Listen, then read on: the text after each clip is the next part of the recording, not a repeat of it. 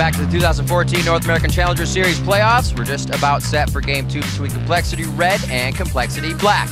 Before we get into the game, make sure your safety harness is securely fastened, because if this game is anything like the first one, we're going to be in for a fast and furious ride, Irene. Yeah, that was one of the craziest games that we've seen in the Challenger Series. Yeah.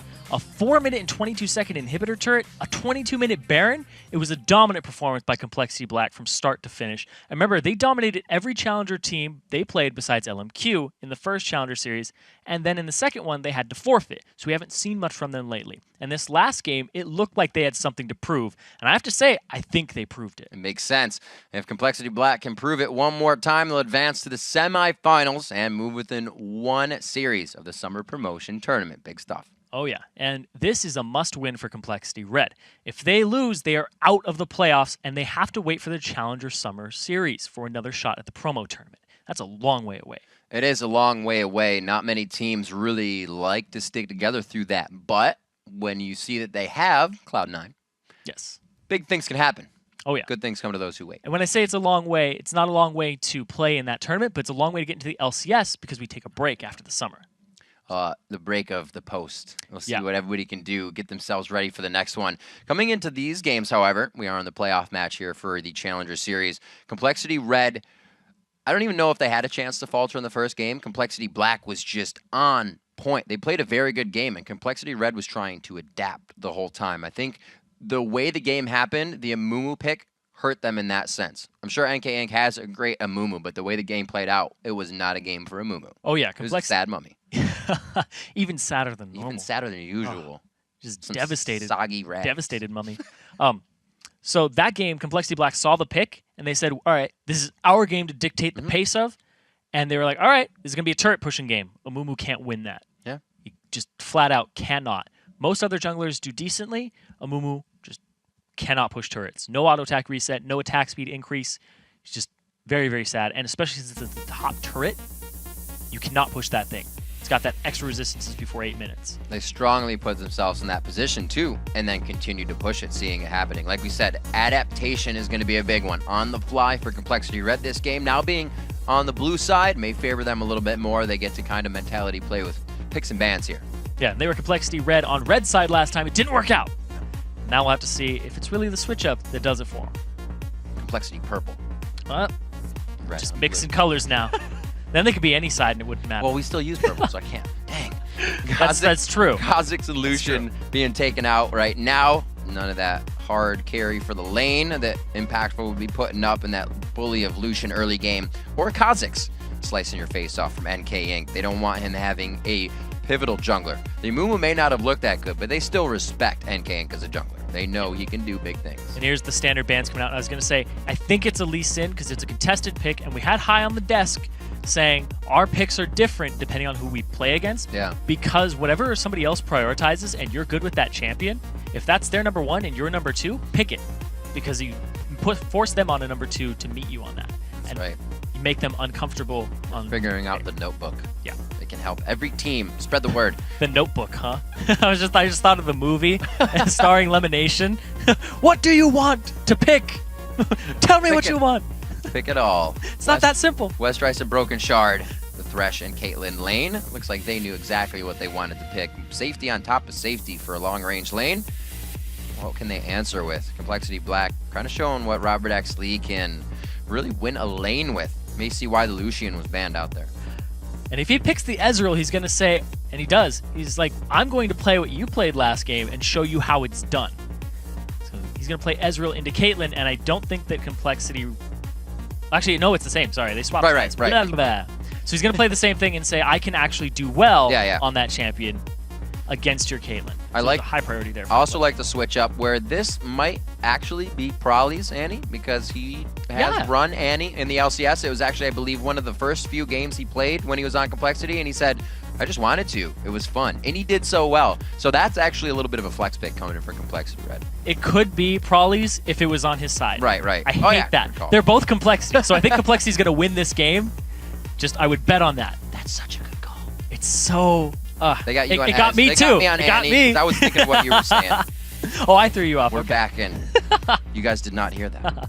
Welcome to Champion Select, guys. Getting in here. Prawley and ROBERTxLEE locking in the Elise. We've actually still seen teams hovering towards Elise despite the little hits she's had.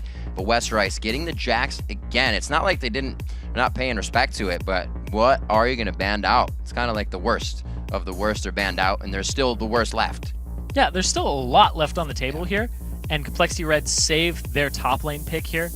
And it could be Renekton into Jax. It works very well. You can go ahead and use Ruthless Predator while he's using Counter-Strike. It'll still stun him and you can get away. But Jax will outscale him eventually. And I don't know if compLexity.Red want to go with such an early game-based team with the Lee Sin in the jungle too. So they have a lot of thinking to do here and a lot to hash out. But I like Brokenshard once again on Elise. I pretty much like Brokenshard on every champion, unless he's going to play something that's a little unorthodox. Yeah. His Pantheon's really solid. His Lee Sin is great. Then he also has Elise. His Vi is good. His all around his Kha'Zix too. He's a fantastic jungler in the challenger scene. Right. I'd say definitely one of the top 2. Well, the junglers, like you said, the Elise was the Lee Sin was that first big priority, and Brokenshard does not get it this game. Seeing the pick of Orianna coming back in as well, a little scary because of all, not gap closers, but the dashes that this team can use to get out. Fragnatic was already having trouble trying to get those shockwaves to land, and now you got guys that can repel, jump out, caliber net out. It's going to be really hard to hit. He played against LeBlanc last game, so he feels confident that he can hit those dashers and gap closers, but it makes it even more difficult. It's got to be super spot on. He wasn't having too much success, and Orianna is one of those champions you want to farm up with. Yeah. And basically, you can go 0-0-0, hit the 30-minute mark, and then join a team fight, and it's like, whoa, where did all of that damage come from? Because she scales so well. Around people. Yeah. Do the dance. And when you get a shockwave, you're automatically going to land your dissonance too. So it's just that much damage stacked on top of each other. And so the final pick coming out here was the Syndra, which we saw from Erickson earlier today. We did.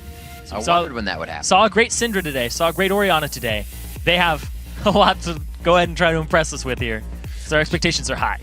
A bar to hit and shoes to fill in general.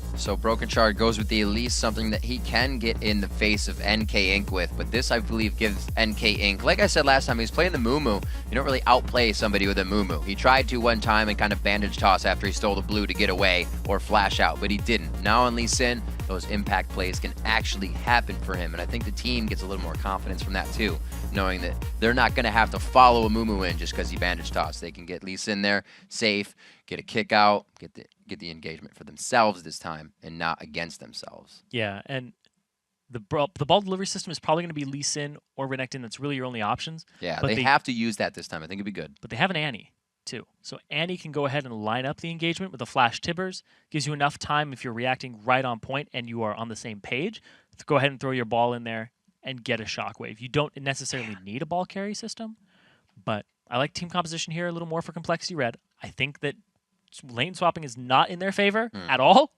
And then compLexity.Black going with the Syndra in the mid lane, probably bringing out that champion that's, not regarded as an A, like S-tier champion in the mid lane.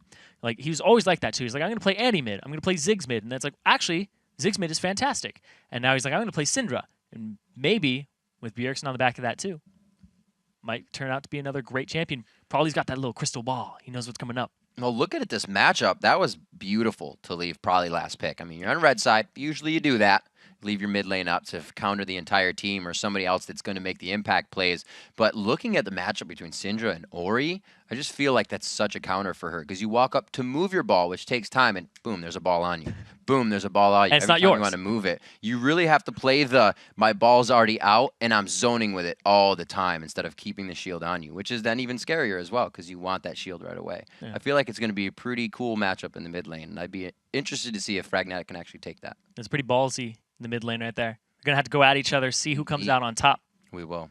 And Syndra can blow up Orianna. She does have the shield, though, and the clockwork wind-up. So in early trades, if you can get it, then it goes with Orianna just a bit.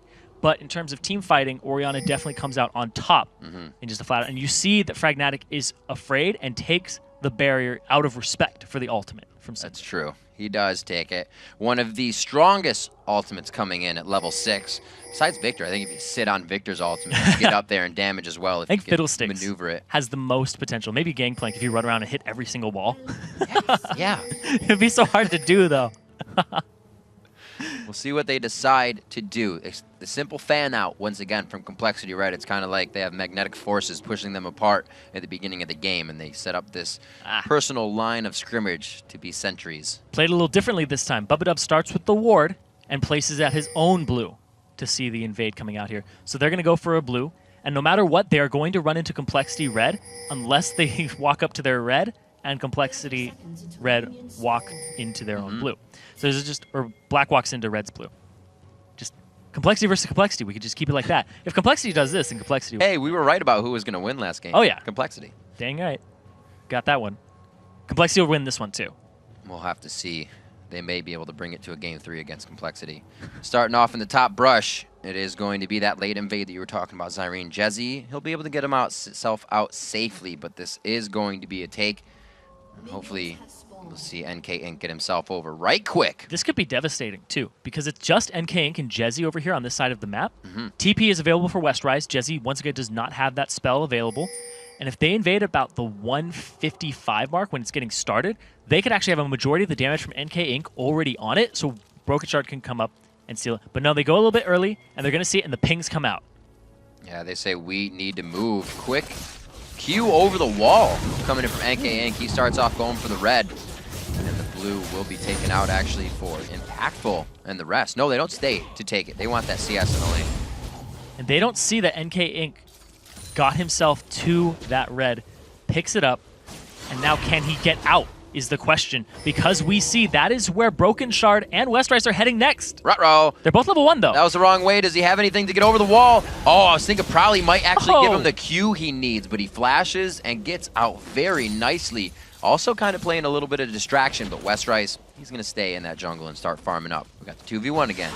Yep, so he's going to go for the blue of compLexity.Black, and that is actually still warded, so they're going to see this. And they could collapse on him, but there's nobody on that side of the map. 2v1 works out in their favor this time so far. They're on the better side for the swap indeed, and compLexity.Black has played into it. They go for the swap to the top. We'll see what happens. Probably getting pushed into the mid lane, but same thing with Fragnatic, so they're not moving anytime soon. It's way too early for them even. Yep. As everybody starts to sort out, it does look like we get 3 to the top, and NK Inc. won't join the bottom. It's 4 to the top. Yeah, wow. Jezie just walks around with Brokenshard the first 2 levels, and then they show up both level 2 instead of Brokenshard being level 3 and him 1. And now this one has that little extra resistances on it, but with that extra person, there he is. It's definitely worth it. And of course, Jezie's going to sit there, 0 CS. He is behind Westrice by a decent amount at this point, both in experience and in gold. And they're going to go ahead and power this turret down. I love this idea of 4v1ing the top lane because there's no teleport here. There's no way that Jezie could go ahead and teleport bottom. And oh my god, he could be caught here. Long range level 1! He should not get out of this, but he is far enough away to get just in range of the turret to find solace. What a crazy play. But like you said, having the mind to send 4 up and what they just saw where 3 people did not work. They get the 4 and they match turrets. Can they match the second one though? Because this is going to be big. It's going to be a game of chicken coming out here. Elise and Lee Sin, both great at pushing turrets. You have the spiralings, you have the attack speed increase on both of them. They're going to get 2, but I think compLexity.Red are as well. Yeah, it's a game of chicken. Who's going to back out first? But compLexity.Red has already pulled off a mid. Fragnatic knows he has to help a level 1 Jezie that actually didn't go to force the other lane down. So now they're actually playing a little off of the situation. Turrets go down on both sides, but will they decide to keep going? They're going to rotate mid here and try to use Brokenshard to push this up. They have a decent minion wave here that has a cannon minion in it, so it has a lot of bulk to it. And if you throw out your spiderlings, they will be prioritized, so there's even more HP in this wave. And Fragnatic went bottom to go ahead and clear that out, so the pressure was completely relieved. Level 4 Fragnatic, like you said, being pressured out to the level 5 probably. If he hits 6 before Fragnatic in the mid lane, no matter what shield he has at that time, it'll be quick dead. 2 for Jezie going in, trying to put some pressure down on, and you can see that Brokenshard and the rest of the team are considering that's a fight they don't want, but it looks good. And now they've gone even in terms of turret trades, which is great for compLexity.Red. They adapted their strategy, and this is mainly because they were actually on the bottom side of the map in that lane swap this time, because they could not deal with those extra resistances on the turret in the top lane last time. It cost them dearly, and now they back off at the right time. Fragnatic gets pulled off, stays even in CS. despite leaving his lane. And little do we know, this is probably how these guys scrim all the time. And they're just trying to figure out new ways to mix it up and figure out a different way to take down the next turret.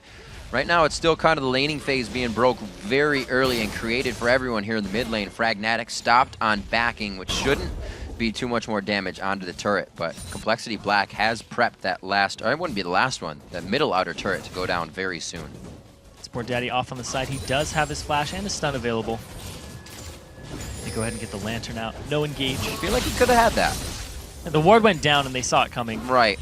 A little bit of a wait. May not have been worth it at that point, but this middle turret is just the next thing compLexity.Black sights. I don't know if it's going to be as accelerated of a game as last time. I don't think it's going to hit that. You know, it's Garrett. The laning phase is completely over. Now Westrice is going to farm bottom. He has his teleport available, so you can always join the fight. And that is just that constant looming pressure in the back of compLexity.Red's mind. They don't have TP. Jezie has to be on top of his rotations if he wants to match Westrice, who has that summoner spell. See ROBERTxLEE, a few steps, shoot, few steps, shoot, keeping himself mobile as an AD carry and safe in front of the turret. You never want to just stand still. Easy pickings. 6:50 on the clock. Definitely had some kills in the previous game by this time, but a little bit slower now. See NK Inc. and Brokenshard trading off some CS there, buddy style. Still 2-2 in turrets. We saw the slowdown after the last time this happened, but compLexity.Red is not in the position they were before. They're a lot better off. Every time compLexity.Red has a decent amount of gold, their inventories are stocked full of wards. They want to have vision, even when they're going even right now. I think they're playing as if they're behind, just mentally. They're behind in the series, not behind in the game. They're equal right now, but because they have so many wards, it may eventually take a toll on their inventories. You're kind of like, I bought 4 wards instead of completing my recipe. Kind of like that playing not to lose situation. Yeah. You don't want to take too many chances, but you also don't want to lose. And they have to make something of this vision too, but I don't know if they can push up to the dragon area before it's gone, because compLexity.Black have complete control of it right now with the pink ward. And now, oh, Syndra's right there. Right in the mouth. SupportDaddy, a good flash, gets himself out of that one. Bubbadub wasn't expecting that to happen, and neither was Probably. They try to get a little bit of ground there, but they are gaining ground still. Very nice deep wards going in the jungle of compLexity.Red, and it looks like bottom may get a bit of focus after this dragon. A little bit. Oh, Brokenshard runs straight into NK Inc. That's going to be a big back and forth fight. If he can get that last Q on, he's got to watch where the spiders are. Yep, could not get the right amount of damage in. You got to be very careful. We do see the Brokenshard is level 5, and now he hits level 6 and gets the update to his HP bar. Wow. So that Q hitting the Spiderling instead of Brokenshard, that would have been the nail in the coffin for him. And instead, they pick up a double kill onto Jax. Westrice, amazing performance last game. Once again, highest CS, highest kills in this game. And impactful, he's in trouble. It's a level 6 Probably coming after you. Making it happen for his team. Probably trying to throw down enough orbs to get the stun down. He flashes, he dashes. It's going to be enough. Yeah, he still has barrier available to him as well. Yeah. And now they're going to start converging onto this dragon, setting it up. Brokenshard is rotating, most likely for it.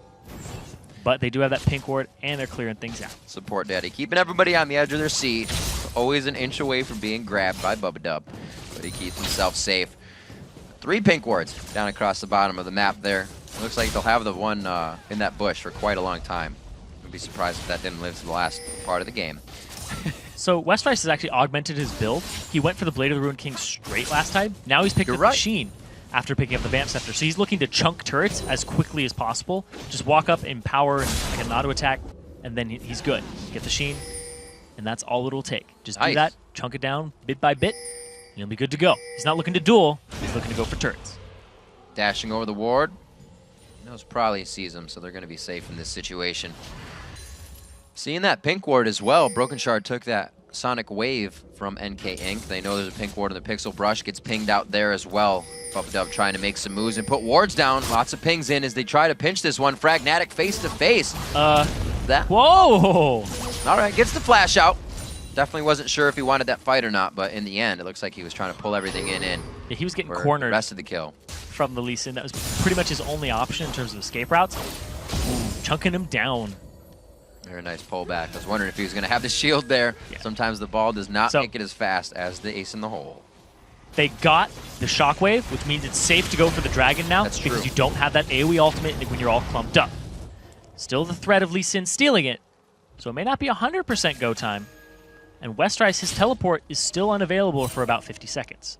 This is such a crazy game, too. When you look down at the supports, I'm like, and SupportDaddy has Tibbers. No, it's level 4. Nope. It's level 4 at 10 minutes into the game, along with Bubbadub. You can just see where the CS is going, who is it being focused on. SupportDaddy a little too far ahead of the match there. Could have been grabbed out by Bubbadub, who just hit level 5. We'll see the rest of the team clear it out. Back to the mid lane, Zyrene. Gonna try to get down these turrets as the split push goes over to ROBERTxLEE and the top lane to Westrice. It's a 1-3-1 split push here. Some damage onto that mid turret, so compLexity.Black can go ahead and put some more on, but they decide it's dragon time once again. Westrice backs, he will have his teleport up in about 5 seconds here. Be good to go for the fight, whereas they do know where NK is, and they know the angle he will be trying to enter from. If this fight begins, and it looks like compLexity.Black has the lead, you can probably see that teleport down to the top lane, but it doesn't look like they need to do any of that. Dragon is quickly picked up by the smite of Brokenshard. True Shot Barrage just whizzing by. This is from Impactful here, 11 minutes, 40 seconds into the game. compLexity.Black with the game 1 win, using a bit of that momentum to put themselves back on top, but it looks like compLexity.Red saw this coming, and it's been a lot slower for Black. Yeah, it's not as dominating, but they still have their number. Those 2 kills in the top lane. It's still Westrice getting going. Oh yeah, that's the last person you want going on this team too. Doesn't matter if you get a Caitlyn fed. It's not something like a Vayne where you're like, oh no, she got past that bad early game, or Tristana. And then in the mid lane, it's Syndra. Sure, she can blow people up, but you can always bury, you can always Zhonya's. Jax, on the other hand, massive at destroying turrets. Westrice has the teleport, so he has map pressure, and now all those items in his inventory will be at the team fight every time. You see it all the time where a top laner is out of the fight and he's carrying something like 5,000 gold, 10,000 gold. You're like, oh, well, that was 10,000 gold that they didn't have in the fight. But Westrice is always going to be there, always going to be relevant, or he's going to push a turret and get your team even more gold. Just a constant threat looming. Always have to think about those threats which play on your mind. That threat also comes in with teleport as well. If it's Westrice from the top lane, 2,000 gold, he's really the one that we see with the item to be created now. ROBERTxLEE has been able to start charging up that Bloodthirster, which we didn't see last game because of such a short laning phase, but going for it this time. Went for the Zerk Greaves. So he's going for a different build here. He's going for the split push farm. Go ahead and get that. Farm it up for himself to get more damage. And then Westrice, on the other hand, he's also going for another turret pushing strategy here. So compLexity.Black between games, keeping the same strategy, but with minor tweaks. Because of the early game they got off to here, once again, 2K gold lead here. Yeah. Able to execute it again. And now it's on their shoulders to mess up or make a bad rotation, but their shot calling has been on point. Tibbers now up for SupportDaddy, just taking stock since this game is so slow. Now we see the ults coming in for the supports. ROBERTxLEE up to level 8 with the rest of the team. Level 9 over on Jezie, but Westrice, again, level 10 in the game, trying to wreak havoc everywhere. Goes back, finishes up that Triforce for himself, so they got 2 core finished items. And again, Bubbadub going for the mobility boots in his build very fast. We saw SupportDaddy doing that last time. Yeah, that's true. And you were talking about how it's a slow game. Yep. I always say this, when there's a 2v1 lane, it's either an extremely accelerated game or extremely decelerated game. If at that point where the turrets are down and are people going to keep pushing them, then it's like, oh, it's bloodbath. We're all going to get these just structures down. Or it's one of those games where we got the turrets, now everybody has to play safe. We're missing a 2 top lane, we're missing 2 bottom lane. We cannot overextend in these areas, let's freeze them, and we'll be okay and content with farming.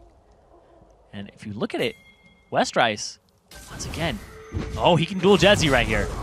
Jezie throws on the Dominus right away. Gets the Empower from Westrice. He does not like this fight with Dominus on, but that one hit shows him it's going to go in his favor. He's playing whack-a-mole. Jezie tries to get out of this one. SupportDaddy was there to do just that, and they waste out a pink ward. I say waste. They get it on their own side, so it's good, secure coverage. But right now, they are trying to keep themselves safe. SupportDaddy, I don't think he was going to get all the way hooked on there, but they definitely wanted to harass him a little bit. So Jezie's kill potential is very low now, especially up against somebody like Westrice. He blew his Ignite, blew his Dominus, so Westrice is free to push with no answer. And he's 2 levels up, too. Let's see what they can produce here in the mid lane. Again, the split push coming in. The pink ward was cleared out in the bottom lane, but I think it was just replaced. Canceled. This is one of those moments on voice comm where it's like, go top, and it's like, well, I can't go top by myself. He's going to kill me. Yeah. That's when it gets hard. Voice comms start to get quiet is a dangerous thing, especially if that's your shot caller, because they don't want to make the wrong call. They don't want to make anybody else on the team feel like it's going wrong. Westrice now into the top lane, and Jezie still has to take that into control for himself. Not doing too bad, is able to push off Westrice. And we'll see if the team converges on that teleport position. Like we were saying last time, if the fight goes somewhere else, they're going to get surprised by Westrice again. So Brokenshard's coming around the side here. Impactful is about less than half HP, and this turret is ripe for the taking. Brokenshard can go ahead and clear this wave. The NK Inc to try and defend, it's the only person here. And this turret is going to take some damage. It's pretty much inevitable that's going to go down. Oh. No. I was going to say, if you don't do it when the turret's up, you're not going to do it when the turret's down. If you do... The whole team is there. We've seen some decisions that make you scratch your head, and then sometimes they blow your mind. Oh! Mind blown. It's a choice. It is a choice. It's a choice. Everybody has it. 16:30 in here. compLexity.Red trying to get a bit back. NK Inc trying to get himself a kill, but Brokenshard almost 2v1ing a level 10 and a level 8 by himself at his own lonesome Ocho. Pragmatic flashes the box damage. Very nice, but Westrice gets himself in and he's kicked out of the fight. They say, no way, Jose. Get yourself out of here. The turret's finally going to go down in mid. Maybe. They prepped enough damage, but they actually can't get past Jezie. That big wall there. Westrice 2 levels up. The AD carries both 10 above the junglers who are 8 on either side. Now, just so close. 4 turrets to 2 now. 4K gold lead for compLexity.Black. Dragon is up in 15 seconds. Yep. They'll be able to rotate down there, but they have to back because those low HP bars. Does Red have the timer on it? And this is where it becomes awesome when you have just that lane ward up at the turret once they take the turret down or near the turret, because you would have seen the entire team backing. Just a thing to point out. Little tips and tricks. See a lot of people doing that, just throwing down the lane wards. Jezie trying to clear out what's happening here in the top lane. Doesn't have too much pressure, but he needs to get more for himself. 30 CS behind, still looking to finish out a core item. He's been forced into home guard ninja tabis to stave off aggression on that turret. Yeah, he has to. Westrice is going to continue to push it. He has the teleport, so he can always show up to the fight. And right there, we saw Impactful use his True Shot Barrage, his ultimate, to try and see where the dragon was. And then they're like, all right, we have to set up wards now. So there's one in the pit, one over there with the pink to try and clear others out. So now... Oh, very close. He can't get out. Oh, maybe he can, but he's still stuck when he does. Oh, there's the Q-Secute. Oh, here comes the TP for Westrice. It is going to be towards that top side. Everybody has already started to disengage. Well, actually, they're chasing, and Westrice is trying to re-engage. Get into the fight, gets the counter-strike up, gets SupportDaddy on that one after they already take down one. Ace in the hole is flashed. This probably cannot get a follow-up stun, but Westrice gets the flash and leap and strike and double kill. And he's a monster. And is a monster right now. 6-0, 19 minutes into the game, Zyrene. compLexity.Black really making some moves. Like we said, it's going to be a good fight, but you got to worry about the teleport. They're going to go for another Baron at 18 minutes here. We see him go, he barely misses it, and then he just gets hooked up, locked up, CC'd, and they take him out the kick to try and disengage, but Brokenshard is already there, and Westrice is coming with the teleport into the back line. So they start disengaging. The slow here from ROBERTxLEE with the 90 caliber net to slow Fragnatic makes him the perfect target to jump on from Brokenshard with the cocoon afterwards and Westrice in the follow-up. They just clean up the fight from there. And Westrice, of course, he has his flash available and the leap strike to go ahead and clear up the fight. And the Baron goes over to compLexity.Black. I love how Jezie somehow got out of that fight with just running off to under Dragon. They're like, please don't remember that I was here. 20 minutes in, compLexity.Black making a very strong case for this playoff win here in a best-of-3 versus their sister team, Red. As they approach the turret, they know they have enough power to contest. The ultimate goes out. ROBERTxLEE not in a great spot. Can't get on it. He can't get the Lancer. Needs to flash out of this guy. Keeps himself safe, blowing both summoners. I'm so close. They're just like, click it. There's a ball there. Click it. Ah. We'll see. Gets himself out safely. Yep. They do exchange a kill for honor to a jungler, though. NK Inc gets picked up. They lose a turret for it. But that is the least of compLexity.Black's worries because they're going to go ahead and answer in kind. What? Oh! That was a really nice shockwave, but we just saw that SupportDaddy backed in the eyes of compLexity.Black. Coming back now with home guards on. That was a little bit of pressure that they should not have received with him backing Envision. So there's a top lane turret that's being pressured right now. compLexity.Red will most likely get it dropped down just from minions and just the barrage up there eventually. But at the same time, they have a minion wave. going up that bottom too. It's just all over. There's a lot of pressure on compLexity.Black's base because they've been in middle just all game long. Man, I feel bad when I'm missing that many minions. I'm like, I'm doing something wrong. The chaos of this game just keeps everybody in a different mindset, quickly going to clear out that bottom wave. It's almost been depleted by the turret and the minions. A little bit of a chase here for ROBERTxLEE. You don't chase him. Dexter found that out on Eve. ROBERTxLEE and his traps in a chase are deadly. Oh, yeah.